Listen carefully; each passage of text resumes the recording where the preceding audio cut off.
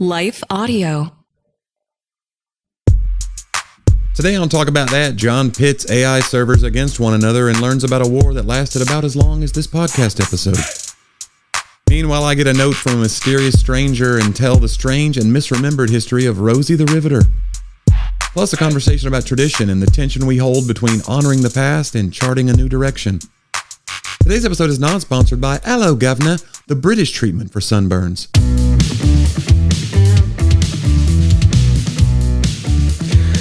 Jonnie, it's another week, another episode of Talk About That. We're so glad you guys joined us today. It's like you're in the office with us right now. We're happy you're here. Yeah, you've chosen wisely. Yeah, well, that remains to be seen, probably. It's not like we're happy, comma, you're here. It's we're happy you're here. Yeah. It's not like, hey, we're happy. Also, comma. unrelated to that. Yeah. Yeah. If we were going to be happy about something, it would be the presence of our loyal listeners. Yeah. John, how would you learn more about the show? You go to talkaboutthatpodcast.com. Brand new website. New website went live today. Look at that. Yeah. Go look at it. All the bells and whistles. There's an upper right-hand link, I think, still where you can click get ad-free content, support the show. We love our supporters, love our patrons. Yeah. And if you want to send us a note, you can still do that at hello@talkaboutthatpodcast.com. Wow. And by the way, on there now, you can subscribe to our newsletter. Directly subscribe. Yeah. In fact, we need you guys to go and subscribe. We're building the old email list. We're going to start sending out some exclusive content. Is that what we're going to promise? I'm not promising anything right now. John, behind the scenes. Like, I think you guys should just subscribe and then let's see what happens. You know what I'm saying? We promise nothing. This is not a very good sales pitch. You got to learn. You got a lot to learn about sales pitches. Well, I don't like to sell things that I can't deliver on. But yes, we're going to email you things. Yeah. And they're going to be good things. We're not spamming, though. We're not going to do that. We're not even. We don't We have don't the have the energy to spam. No, come on, man. No, we're barely. We don't know what's going on. Yeah. But yeah, it's been. We're excited about the new website, and I don't know, technology, man. What can you do? There's a lot of pictures of me and you that people haven't seen. See, there, yeah. There's your exclusive content. Yeah, look at that. It's not that exclusive because anybody with an internet with a computer can get on there. It's available, but it is the worldwide. Say anybody with an internet. I'm sorry. Anybody with an internet. It's still Dude, early. Don't drop your technical jargon on me. I'm sorry. It's a series of tubes. That's what I've heard. You know, I think that we're in the generation now where no matter who you are someone's tech support.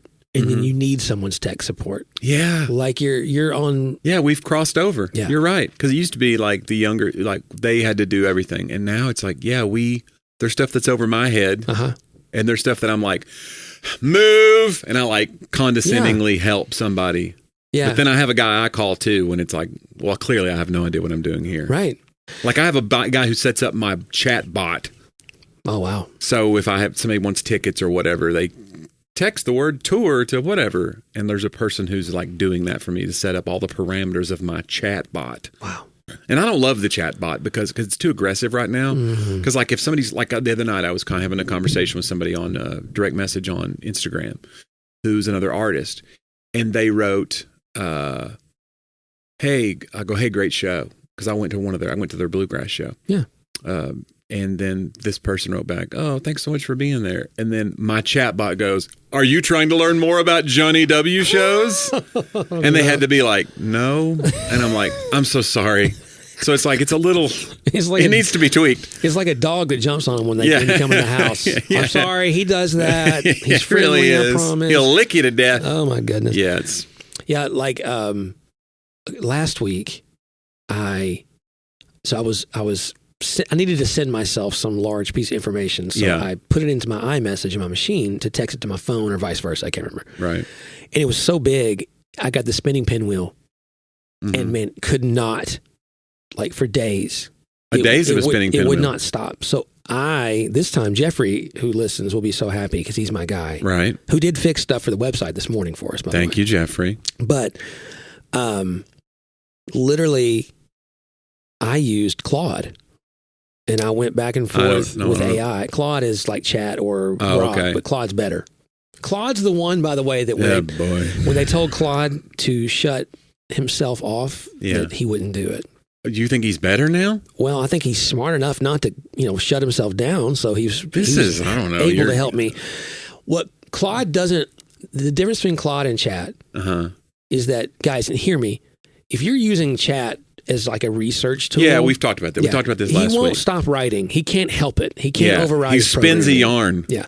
He'll say he's not writing and then give you a link and it's not right. But Claude will do that. You can actually train it.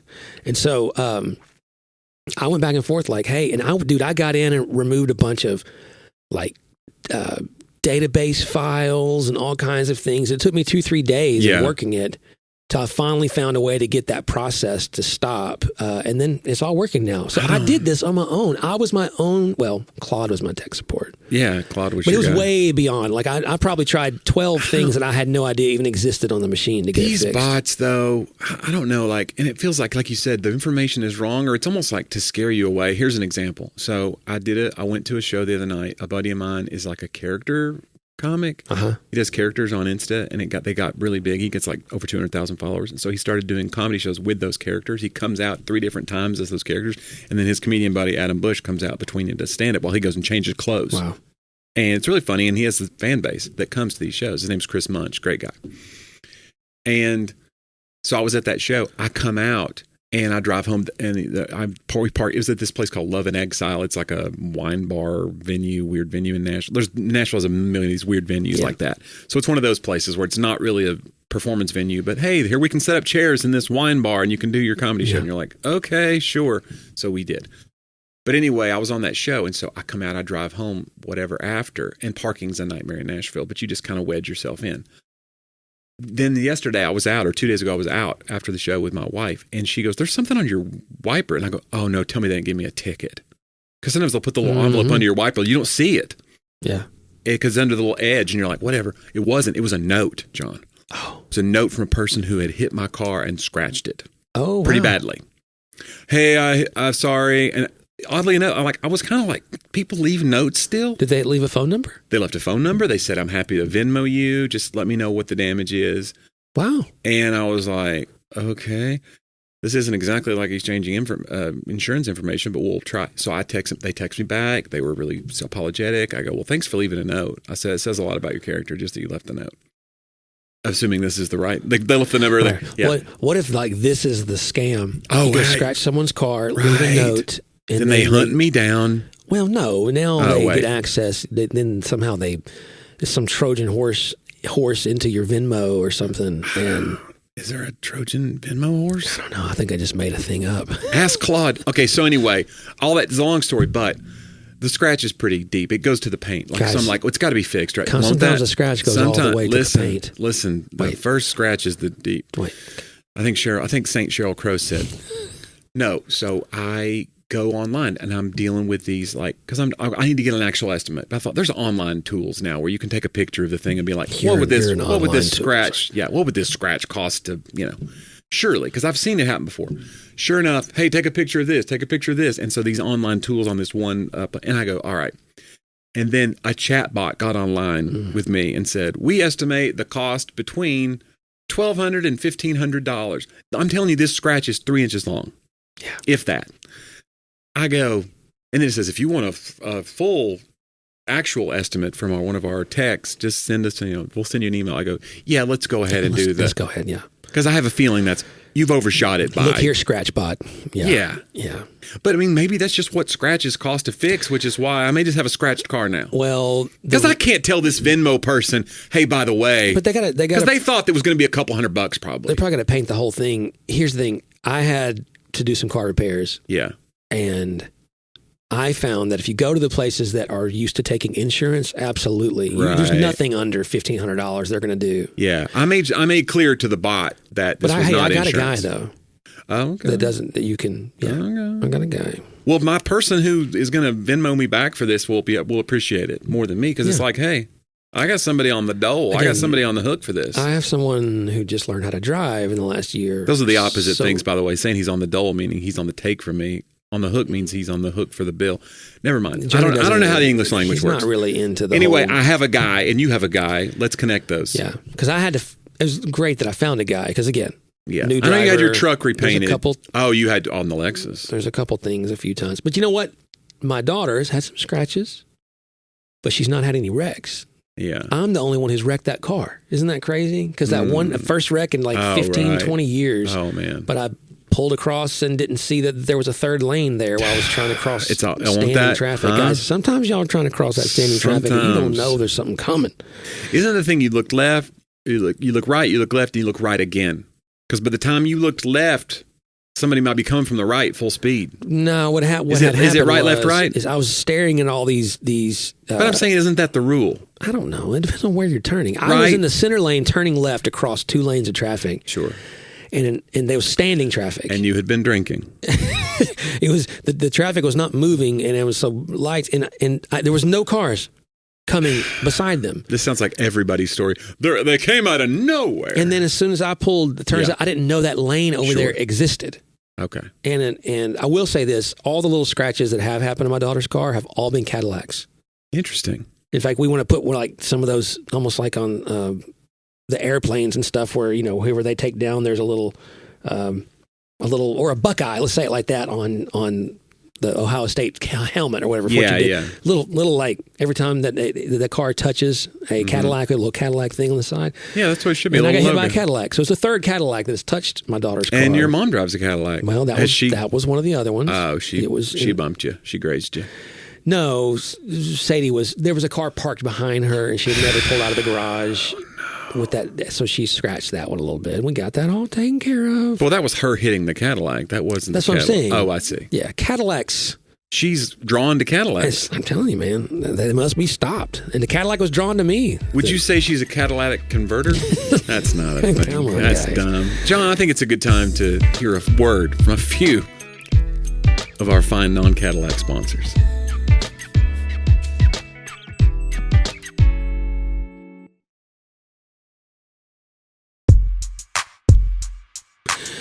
And we're back. Yeah.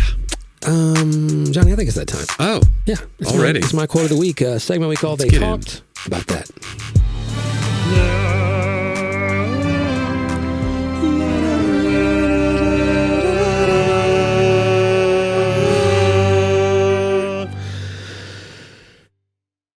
I had a lot of good quotes lately I've been wanting to bring. And so I was going to do one today, but then on my run this morning, I was doing Lectio 365, which I would love to be a sponsor because, man, I love Lectio 365 app. If you're not using it, stop whatever you're doing, except this podcast. Right. But then after this podcast, go download the Lectio 365 When app. you guys talk about Lectio from the stage in church, I always want to say to you, and I never can think of it before church, but whenever you mention it from the stage, I always want to be like, hey, make sure you tell people that this is a Bible reading and prayer app. Because I think people just think it's like, Lectio 365 just sounds like, hey guys, we got this whole thing that we do. Like, it almost sounds like I say that all the time. time. Come on into our secret. Every day we pray the Bible together is what Lectio. I usually say. Johnny, you're not here enough to even know what I say. Oh my gosh. It hurts. Wow, and if I am up there, you make sure you're not here. Okay, good. By the way, Johnny and I have a trip together this weekend. Oh, we do? Dude. We're going to go see our friend Reggie Dabbs. Yeah. And we're going to play a little golf, and it's going to be atrocious on my end. I've not touched a club in a long time. Oh, no. I'm going to be so bad. But we're going to get to see the University of Tennessee Vols in Atlanta. Season opener. And our buddy Andrew's going to. It's going to be... In climate-controlled environment? Are you kidding me? I know. Mercedes-Benz Stadium. Very excited. It's going to be fun. So anyway, this quote came across from my Lectio 365 app, where you pray and read the Bible, everybody. It's not a cult. And Lectio Divina is just the ancient. I know what it is. It just feels like it's one of those things of like, oh, you have the Bible, I've got Lectio. It's like, well, Lectio is a tool to get you through the. Okay. It's a devotional thing. Okay. G.K. Chesterton. They quoted Chesterton today, and I thought this was so interesting. He says, "Tradition means giving a vote to our ancestors. It is the democracy of the dead. Tradition refuses to submit to the small and arrogant oligarchy of those who merely happen to be walking about. Tradition objects to people being disqualified by the accident of death." Wow. I mean, it's so fast. I've never thought of it that way. And the series they're in is about generations and paying attention to, good and bad of how things in your past have influenced who you are, and then how to pass those things on in the right way. And so he was, and the guy who was doing the one this morning, his mom passed away like 8 weeks ago. And so he was talking about that. And I never thought of, because he was saying like, we tend in the modern age to look down on even the word tradition, unless it's in SEC football or something, right? But when we get into religious circles, there's a movement, a lot of people, I think, trying to find something that's more ancient than just a modern take, of what they might consider church to be a rock concert and a TED Talk, right? They want something more than that. They feel a little unmoored from things. They feel they need some kind of an anchor. Yeah. So, yeah. Like, how were they doing it before the last 50 years or 100 years? For the other 1950 years, what were they doing? But in this case, I just thought, tradition in my way being defined by positive historical practices and ways of thinking. Because if you think of it in history, obviously, I spend more of my time looking backwards for things than I do looking forward. I want to know where it's been done this way. And we can adapt or whatever, but I gain strength from those things. So that really spoke to me. But they're giving is the democracy of the dead, and that we shouldn't, just because someone's not here to say it now, we should look at what they did with their own situations in their own context in reaction to the circumstances of their time, and not just go, oh, I could probably do it better. I think, and writing this historical biography, that's a big thing, is like at the because it's about Civil War, at the Wilson County Fair. I'll be candid or vulnerable. There's this booth every year. Yeah. And it's preserving Southern heritage, and it's got a bunch of rebel flags. And every year, I ask my wife, can I please go over there and talk to those guys? Because I have strong feelings about that symbol. And I've written about that in Not So Black and White and on Amazon.com. Just kidding. And wherever you find book retailers. And I stand by those feelings, but I've been deep for a couple years now in reading people who lived through this experience, reading their actual thoughts and their thoughts on the symbols of their time. And the study of flags is what, vexillology or vexillology. Okay. Anyway, and I found myself having more tension when I had actually looked at what the history actually said. That maybe it's not as black and white, no pun intended. Like there are those, for them it is. They just want to make no, I want to just give the middle finger to anything that might offend you, and I want to make a statement about race or make a statement. But there may be others who they really have family members, as I do. I have family members who died for the Union and for the Confederacy. Yeah. That this was a complicated thing. If there's one thing I've come out of is that if you look at tradition or you look at history and you only see two sides to everything, then you're probably not seeing the richness or the nuance of what they were actually facing in their time. And it's arrogance for us to think, I'm able to determine exactly how everything was without even really listening to the voices of the voices that are left behind through history. So anyway, yeah, I think there's a balance to be struck. I think, like you said, we live in a time now where people they're kind of reaching out now for some anchor of tradition, the creeds in the church world, or we're reaching for something. People who spent their upbringing maybe in a rock concert kind of church are now looking for liturgy. Yeah. Or some very traditional thing that anchors them to something more mystical. Whereas people who grew up mystical are we're just man, I've been there. I've been through that, or I've seen abuse of that. Yeah. And as far as traditions, I think you have to hold both in tension. You can't put so much weight on tradition. We grew up with that too, where it's what this old dead guy said has to rule, or the founding fathers being deified, the perfect patriots, right. The myth of the perfect patriot. Yeah. And so, but now you have people who just want to take everybody down for being what you would call quote, a man of their time. If somebody was ever held slaves, they can't speak to me about democracy. They can't speak to me about American history because they had this fatal flaw to me. Yeah. So we have people that want to take out tradition. We have people that want to like uphold it like it's their own religion. I think you have to hold both things in tension. I saw a video when you were talking about the quote, it reminded me of a video I saw yesterday on Soul Boom, which is Rainn Wilson's podcast. Mm-hmm. He's kind of a spiritual guy, and he had Adam Grant on, who we both follow, who's an amazing contributor on Instagram. And he's like, I don't know what he is really. He's like a sociologist, maybe? Yeah, I mean, I'd say, yeah, he's a professor, I'm pretty certain. Yeah, but anyway, yeah. Adam was on Rainn Wilson's podcast, and he talked about tradition, like holding it in tension, because he said it is peer pressure from dead people. Mm. And he just said, we have to give it its proper context. Tradition has its place, but you have to give it its proper context. He goes, if you live your life to please your parents, it's a wrong-headed, probably, way to live. You need to live your life to please your children. You need to leave a better world for them. Be a better person for them, rather than looking backwards all the time, being like, I have to honor this legacy behind me, versus what am I becoming that I'm leaving? What are you leaving Sadie? Yeah. What are you leaving? How is she going to remember you?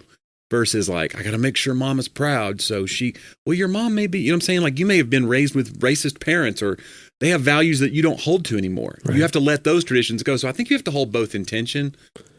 So not to come against what your quote is, but I'm saying, like, I think both are true. Like, it is. Tradition has its place. It's like a context thing. Yeah, it needs to be. You need to know when it's got handcuffs on you. Correct. And you need to know when you need like boundaries. You need grounding, or confine that someone else has been through what you're going through. And to be clear, I think we've raised some big topics. One, there is black and white when it comes to whether slavery was wrong. Right. In fact, what I said to my wife was like, I don't mind having a conversation about Southern heritage with these guys, but I think I would want to open with, hey, before we talk about this, can you just say, hey, slavery was wrong? Yeah. Like, we can then talk about how who was born into that system and the narratives that they were taught, and whether or not there's valid points for all that, or some poor Southern boy who was conscripted into the military, who had no choice or whatever. I mean, I can understand that, but can we at least begin with this? Hey. But they were on the wrong side of the slavery conversation. Like, there may be other conversations that they were on the right side of, but on this one, whether they're, I'm not holding them responsible for all of it, but can we all say this was not as it should be, and that there are a lot of stories we're not telling because we have no records of these millions of people who are mistreated. So I think it's like the nuance is not to justify. Yeah. I think that's where we really get it wrong. The nuance should not be used to justify, because the modern age wants a villain and a hero. It has to be either or. It can't be anything in between. It's kind of fascinating, isn't it, that I think about it all the time. We've become moral relativists because, we've kind of, now politics is the civil religion of the United States. Basically, politics is our civil religion. It's more important than our religious beliefs, our political. Our politics is informing our faith, not the other way around. Yeah. But like so what we used to say is like moral relativity is infecting the culture, meaning like just do what you want, and you can't judge. Like we get blasted to judge not, and the whole thing. People twist that scripture and all that. So, but people still it's like more than ever we're clinging to the idea of like there is a right and a wrong. And that's where cancel culture comes in. That's where the whole thing of like, if you made a mistake, if you wrote a tweet when you were 17, I have to punish you for it now at 45. You've gone on to have another whole other life since then. But I found this thing and you need to be punished. It's like we still are trying to cling. It's like we're reaching back for that thing because we know if there's a sin, there needs to be some punishment. Well, we're reaching for it. Moral relativism, I think, it's a misnomer. What it really means is not that I say morality doesn't matter. It just says I now define it instead of someone else. I mean, in the book of Proverbs, I mean, the number one definition of foolish behavior is to be wise in your own eyes. To define, it goes back to the garden, right? To define right and wrong, good and evil, as if you can have the knowledge. That's what took Adam and Eve down, is the knowledge of good and evil. And I think that's what, you're correct. No one ever... that they would still think there was a wrong if a certain thing was done to them that violated the thing they have established as the new line instead of God's ways being the line. Yeah, we're giving no grace to other people. Yes, and we're law giving with no grace. You're we're right, giving yeah. too much grace to ourselves. That's the thing. Yeah. We always. That's a great quote from somebody that said, "We judge other people by their actions. We judge ourselves by our intentions." Right. And so, like, I don't know. Like you said, there's got to be a balance and attention held there, where you're giving more grace to the other person, even if they have an idea that you don't hold to, but you go like, I don't need to see this person as my like enemy necessarily. Walk into that with your dukes up all the time. I think that's why we're so exhausted now. Yeah. We've been trained now to just have our dukes up all the time in case we're walking and going to meet an enemy combatant. Right. And the speaking to the political influence into the faith. So I'll say this from the stage sometimes, and I think people look at me like I have three heads because it sounds so foreign. Mm-hmm. I'll be like, the linchpin belief systems of being a Christian are not about how you love your family. Like, those are supposed to be givens. Right. Like, whoever you consider your enemy, that's the linchpin, is how you love your enemies. Mm-hmm.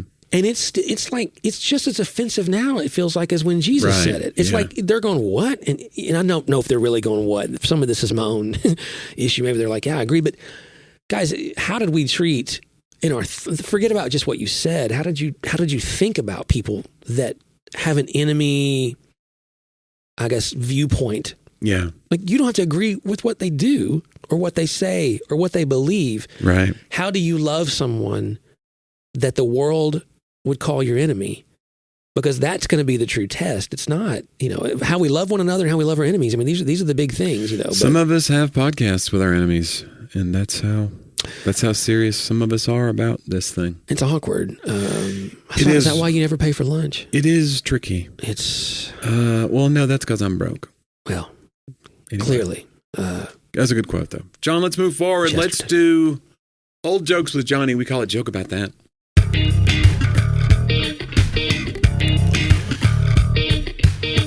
I wanted to celebrate. We've not done this before, but I've started like making the focus like a particular comedian. And I realized today when I was getting ready, I was putting some Stephen Wright quotes together.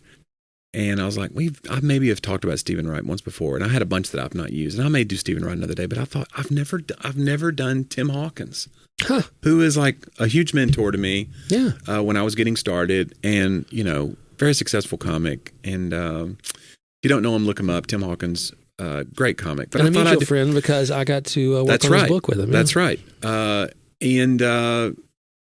seeing such a huge clean comedy explosion right now. And I really do think in a lot of ways we're standing on Tim's shoulders because he's such a pioneer in that world of like having a club rhythm, what I would call an LPM, a laugh per minute of a club comic. Not just like, okay, well, he's funnier than the pastor. Like Tim Hawkins shows, you hurt when you're leaving those shows. It's 2 hours of just like, you're sore. Yeah.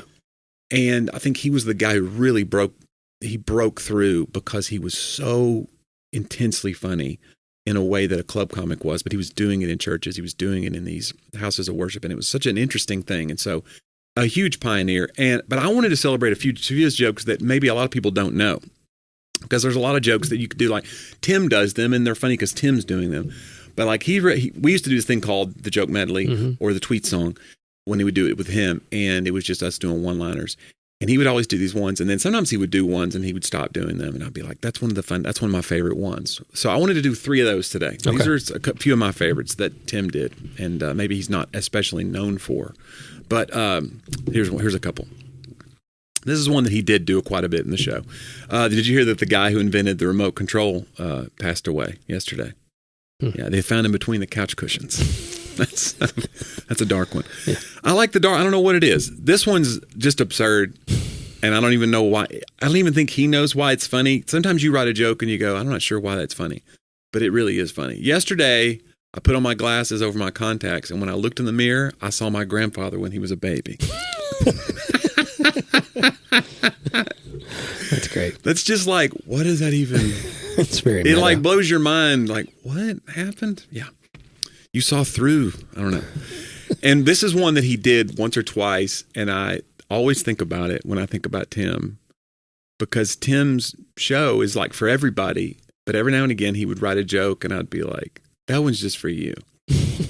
and he wouldn't do it long. But I was like, that's one of my favorite jokes you ever wrote. And it was this one. He says, live your life so that at your funeral, your tombstone will read, I'm standing right behind you. That's great. Tim, we love you, Tim. Yeah. And man, I chatted with him the other day a little bit, and one of my good pals still. And man, he was great to take me on the road with him. I was just a mere babe in comedy when he took me on the road, and he did me a solid and put me in front of some big crowds, and it changed my life. And Tim's the best. Still one of the best doing it. If you get a chance to go see Tim Hawkins live, incredible show. John, let's move forward. This week in history, we call it Talk About Then.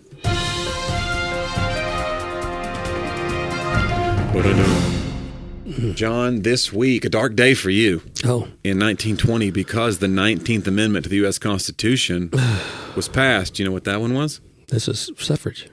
Granting the women the right to vote. And John's life, he was like, are you kidding me with this? No, yeah, the suffrage. That's a weird name for something, you know? It sounds too much like suffering. Yeah, I mean, it's just... You know, like suffrage and you suffering. You can walk around today and have people sign a thing to end women's suffrage, and a bunch of people would because they think... I think Kimmel did that, actually. He did a thing in front of, like, American colleges when they had the Man Show, and it was like, end women's suffrage, and people were, like, signing by the thousands. Anyway, I, for one, I'm for it. I don't, John, we can argue about it later, but I'm for it, I think. Everyone knows that I... Yeah, come on. Yeah. John, this is a weird one. This week, 1993, the Army's top civilian official was caught shoplifting. The acting Army Secretary, John Shannon, is caught stealing a woman's blouse and skirt worth about $30 from an Army PX. He admitted guilt and went on administrative leave, never resuming his position. I have several questions. Yeah, well, I have a lot. Okay, so you're in the Army PX. I don't know why there's blouses and skirts in the Army PX, honestly. I mean, I know they have female officers, but it's like, fine. Second of all, it's $30. I wouldn't call any of the things that a female officer wear a blouse. Second of all, he stole about $30 worth of stuff. He knows he's putting his whole career, like, I guess it's like an addiction, this shop. Have you ever shoplifted, John? Even as a kid, did you steal a piece of candy? You never did it. No. You're terrified. Oh, yeah. Couldn't break a rule. Yeah. Are you kidding? Sheesh. Yeah, that's really interesting.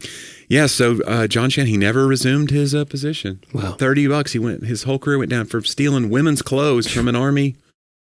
Guys, if there's a moral of that story, I don't know what it is. Pretty evident. If you're a high military official, thou shalt not steal. Don't steal things. Yeah. Yeah, and then if it's going to be in the paper, don't let it be women's clothes. If you're come on, man. You steal a gun. Maybe it's for his wife, but I have questions. I do too. I have a lot of questions about Mr. John Shannon. John, this week, 1921. This makes the list, by the way, because I feel like it's one of those Mandela effect kind of news stories. This week in 1921, Naomi Parker Fraley was born. Do you know who Naomi Parker Fraley was? Let me give you a couple hints. She was an American war worker. Oh, Rosie the Riveter? She is believed to be the model for the iconic 1943 We Can Do It poster. Artist J. Howard Miller was inspired by a photo of her operating a lathe. The image later became known as Rosie the Riveter. The poster was created, here's why it makes the list, created for Westinghouse Electric as an inspirational image to boost female worker morale, and contrary to popular belief, it was never used as a World War II recruitment poster, but only internally at Westinghouse. Huh. So this idea that this was a we can do it and gather your scrap metal and we'll make tanks, it was not used that way. That really challenges a lot of things for me. Does it? I mean, yeah. There's a lot of women's stuff going on this week in history. We got suffrage. We got Rosie the Riveter myths being... Yeah, debunked. Yeah. We'll debunk things over here. Yeah. Here's one that I liked, that I thought was interesting. And one of those like near misses of history. You know, you never know. Like, it's like the whole thing about like Hitler was almost assassinated several times, but he was late or whatever. And so the bomb went off or, the whole thing. Yeah. This is one of those. This is about the USS Iowa, the battleship. 1942, it was launched this week. In 1942. In 1943, it became the only U.S. Navy ship with a bathtub, which was installed to accommodate U.S. President Franklin D. Roosevelt, who had difficulty using a shower due to the crippling effects of his polio. In 1943, though, the USS Porter accidentally launched a torpedo, narrowly missing the Iowa, which happened to have Roosevelt aboard at the time. Can you imagine? A U.S. president on board, killed by friendly fire. Yeah. Whew. I mean, that's wild that that's not a more prominent story in history books. Yeah. Those near misses of like, wow, we almost killed a president with friendly fire. Wow.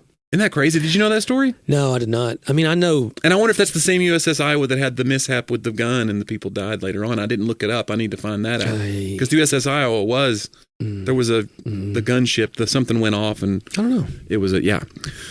But anyway, Roosevelt almost, that's that pretty. Would have been. That's a history altering moment. Yeah. It's like a sliding door of history of what. Especially in 43. I mean, like we're right in the thick of it, Yeah.